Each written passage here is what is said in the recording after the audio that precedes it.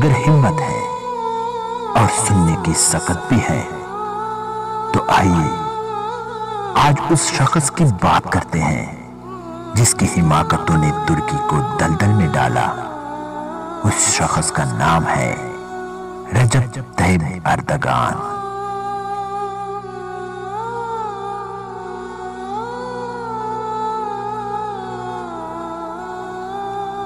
Erdogan نے سالانہ تقریباً 10 پوائنٹ کے حساب سے اپنے ملک کی معیشت کو 111ویں نمبر سے 16 نمبر پر پہنچا دیا، جس کا مطلب ہے کہ ترکی دنیا کے 20 بڑے ممالک کے G20 کے کلب میں شامل ہو گیا ہے۔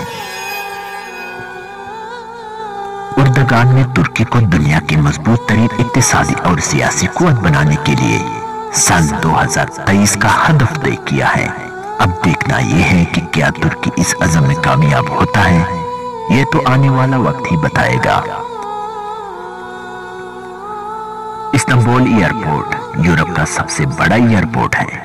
اس میں یومیہ 1260 پروازیں آتی ہیں۔ مقامی ایئرپورٹس کی صبح کی 630 فلائٹس اس کے علاوہ ہیں۔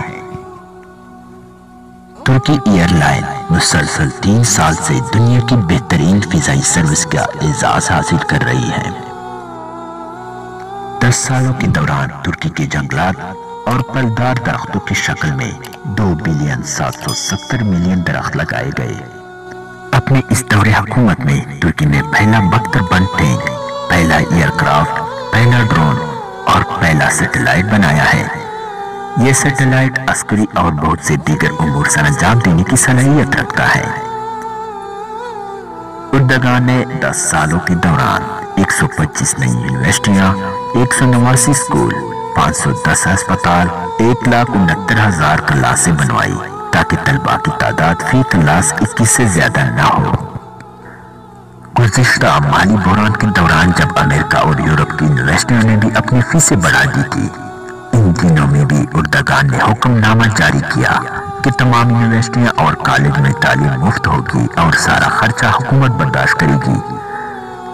10 سال پہلے ترکی میں فی فرد آمدنی $3,500 سالانہ تھی، جو 2013 میں بڑھ کر $11,000 سالانہ تک پہنچ گئی تھی۔ یہ شرح فرانس کی فی فرد شرح آمدنی سے زیادہ ہے۔ اس دوران ترکی کرنسی کی قیمت میں 30 گنا اضافہ ہوا ہے۔ سن 2023 میں مسلم ترکی ملک کے کل ملک کی پیداوار $1,100,000,000 تھی، جو کہ مشرقی وسطی کی مضبوط ترین 3 اقتصادی قوتوں یعنی ایران، سعودی عرب اور متحدہ عرب امارات کی مجموعی پیداوار کے برابر ہے۔ اردن، شام اور لبنان جیسے ملکوں کا تو شمار ہی نہیں ہے۔ ترکی کی بھرپور کوشش ہے کہ سن 2023 تک علمی تحقیقات کے لیے 3 لاکھ اسکالرز تیار کیے جائیں۔ اہم ترین سیاسی کامیابیوں میں یہ بھی شامل ہے کہ اردگان نے قبرص کے دونوں حصوں میں امن قائم کیا اور کرد کارکنوں کے ساتھ برابری کے سطح پر مذاکرات کے ذریعے خون خرابے کو روکا۔ آرمینیا کے ساتھ مسائل کو سلجھایا۔ یہ وہ مسائل ہیں جن کی فائلیں گزشتہ 9 دہائیوں سے رکی ہوئی تھی۔ ترکی میں تنخواہوں اور اجرتوں میں 300% اضافہ ہوا ہے۔ مزدور کی کم سے کم تنخواہ 340 لیرہ سے بڑھ کر 957 لیرہ ہو گئی ہے۔ کام کی تلاش میں پھرنے والوں کی شرح 38% سے گھٹ کر 2% پر آ گئی ہے۔ ترکی میں تعلیم اور صحت کا بجٹ دفاع کے بجٹ سے زیادہ ہے۔ یہاں استاد کی تنخواہ ڈاکٹر کے برابر ہے۔ مسلم ترکی میں 35,000 ٹیکنالوجی لیب بنائی گئی ہے، جہاں نوجوان ترکی تربیت حاصل کرتے ہیں۔ اردگان نے 47 ارب کا بجٹ خسارہ پورا کیا۔ اس کے ساتھ ساتھ گزشتہ جون میں بدنام زمانہ ورلڈ بینک کے قرضے کی $300 ملین کی آخری قسط بھی ادا کر دی۔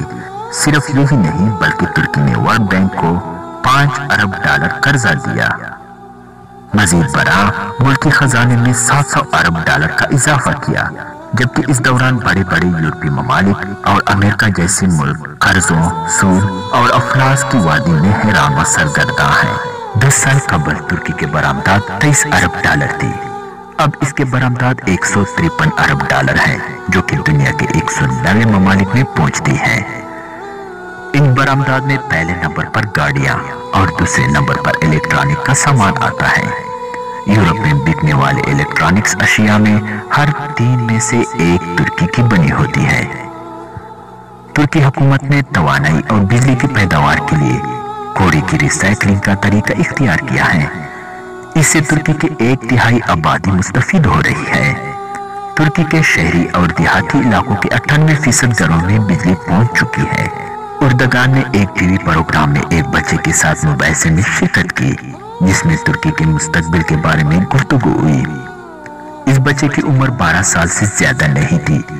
उर्दगान ने इस बच्चे की भरपूर हौसला अफजाई की। अपने इस अमल से उर्दगान ने तुर्क बच्चों को मुबाहिसा और गुफ्तगू की एक बेहतरीन मिसाल पेश की। इससे इन बच्चों के मुस्तकबिल का अंदाजा लगाया जा सकता है। अरब सेकुलर की जानिब से इसराइल के साथ तुर्की की दोस्ती का जो शोशा जोड़ा जाता है, इसका आलम ये कि गजा जाने वाले जहाज पर जब इसराइलियों ने हमला किया तो तुर्की ने इसराइल को भरपूर तमाचा रसीद किया और न सिर्फ इसे माफी मांगने पर मजबूर किया, बल्कि माफी के लिए गजा से मुआसरा खत्म करने की शर्त भी आयद की। 2009 में होने वाले दाफोस इक्तिसादी कॉन्फ्रेंस में जब इस्राएली सदर पीरीज ने गजा पर हमले का जवाब पेश किया और लोगों ने इस पर तालियां बजाई, तो इसराइल के इस दोस्त उर्दगान ने तालियां बजाने वाले पर शदीद तनकीद की और ये कहकर इस कॉन्फ्रेंस से उठ गए कि तुम्हें शर्म आनी चाहिए कि इस गुफ्तगू पर तालियां बजाते हो। हालांकि इसराइल ने गजा में हजारों बच्चों और औरतों की जानें ली हैं। उर्दगान ने अपने मुखालिफिन का सामना वाटर कैनन से किया। इसने इन पर मिग तैयारों और स्कर्ट मिसाइलों से हमला नहीं किया। उर्दगान ने अपनी बेटी के सर से हिजाब उतारने से इनकार किया और तालीम के हसूल के लिए इसे यूरोप भेज दिया। ये इस वक्त की बात है जब तुर्की के यूनिवर्सिटियों में हिजाब पर पाबंदी थी।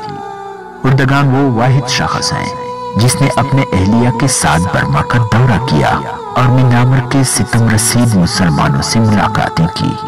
9 दिहाइयों पर मुहित सेकुलर दौरे हुकूमत के बाद उर्दगान ने तुर्की की यूनिवर्सिटियों में कुरान और हदीस की तालीम दोबारा शुरू की। उर्दगान ने यूनिवर्सिटियों और अदालतों में हिजाब पहनने की आजादी दी।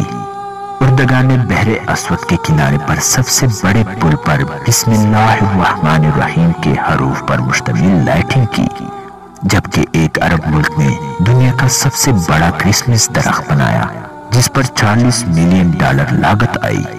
उर्दगान तुर्की के निसाब में उस्मानी रस्मुल खत को वापस ला रहा है, जो दर हकीकत अरबी रस्मुल खत है।